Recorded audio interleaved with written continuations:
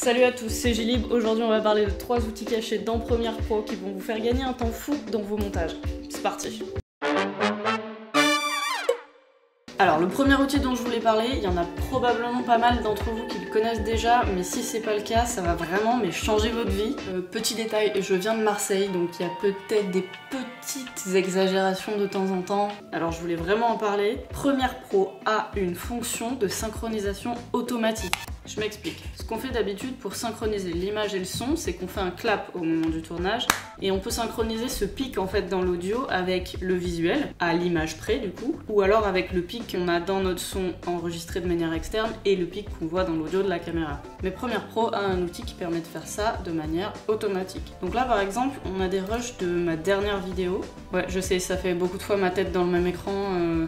Désolé. Je vais avoir des pistes son qui ont été enregistrées avec un enregistreur externe et mes rushs. Donc j'ai l'image et en dessous le son qui correspond, qui a été enregistré en même temps en interne dans ma caméra.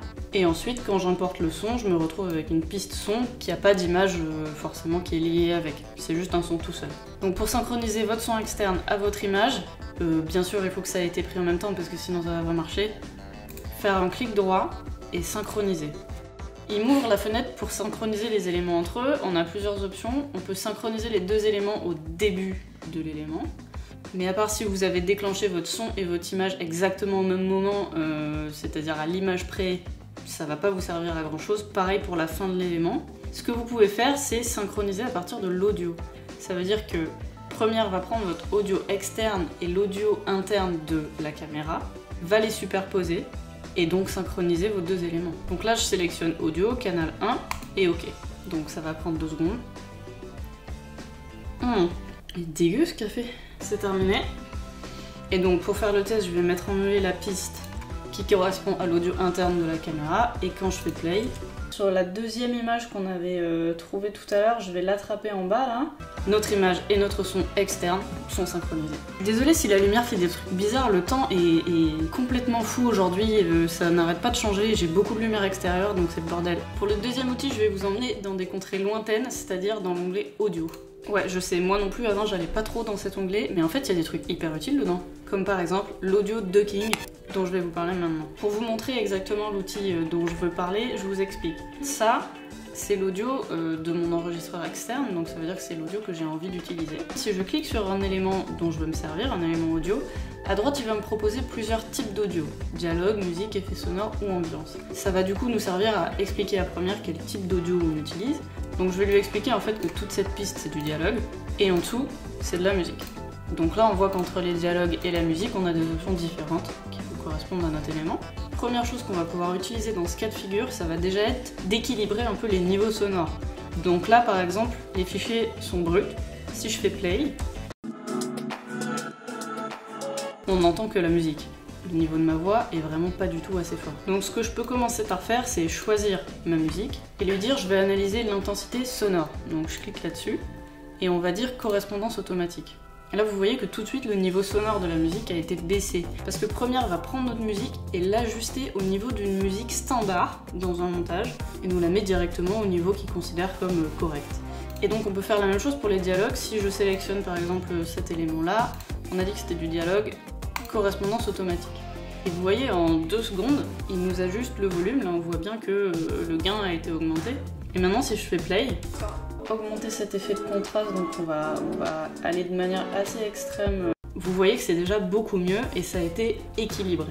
Je trouve que la musique est encore un tout petit peu forte, donc je vais juste la baisser un peu pour qu'on entende bien. Donc maintenant pour vous montrer l'outil dont je voulais parler précisément, je vous montre. Il suffit de cliquer sur votre musique et vous voyez que vous avez l'option ducking. Je vais cocher la case. C'est un outil qui va permettre d'ajuster le niveau de la musique en fonction des moments où vous parlez ou vous parlez pas. Donc là en fait il va nous faire un ajustement, donc le ducking, par rapport à nos dialogues. C'est-à-dire que quand il y a des dialogues qui arrivent, le niveau de la musique va baisser. On peut aussi le faire en fonction d'autres éléments musicaux, par rapport à des effets sonores, l'ambiance, etc. Nous on va laisser les dialogues du coup pour essayer ça, et pour vous montrer, je vais carrément supprimer un élément sonore. Et maintenant je vais pouvoir faire générer des images clés, c'est-à-dire en fait activer l'effet. Donc en une demi-seconde, Premiere Pro a créé des images clés au moment où il n'y avait pas de dialogue pour que le niveau de la musique augmente à ce moment-là. Carrément augmenter encore un peu le contraste.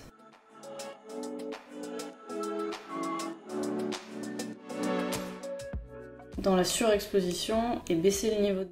Voilà, donc quand vous avez besoin en un clic d'automatiser un peu cette création d'images clés quand vous avez des interviews, des choses comme ça peut être très utile.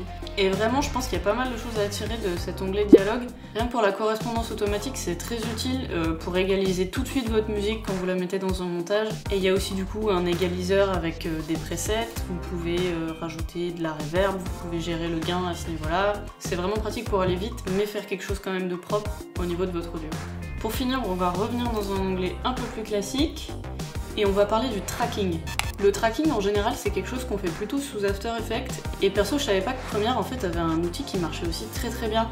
Donc je vais vous montrer tout ça. Par exemple si je crée un calque d'effet, hop, rapidement qu'on met là-dessus. Et disons que j'en ai marre de ma tête et j'ai décidé de la flouter. On va ajouter un effet de flou gaussien sur mon calque. Donc dans mes options d'effet, je vais modifier la valeur du flou et je vais créer un masque au niveau de ma tête. Voilà. À ce moment-là, ce que vous pouvez faire tout simplement, c'est vous placer au niveau du début de votre calque et appuyer sur ce petit bouton play. Et en fait, c'est comme d'ailleurs sous After, si vous appuyez dessus, Premiere va analyser les images et va déplacer votre calque et va créer des images clés pour suivre l'objet que vous avez en dessous. Donc là, en l'occurrence, c'est ma tête. Donc maintenant si je fais play, on voit bien que le calque suit ma tête. Je vais essayer de trouver un autre moment où je bouge un peu plus pour vous prouver que ça fonctionne. Exemple 2.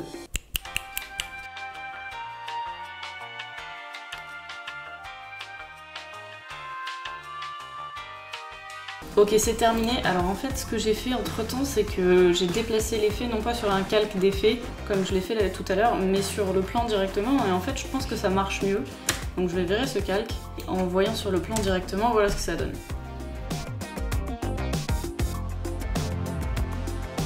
Donc Premiere Pro a analysé les images et ensuite il a créé tout un tas d'images clés qu'on voit ici pour déplacer la position et le tracé du masque selon les images qu'il avait analysées en dessous.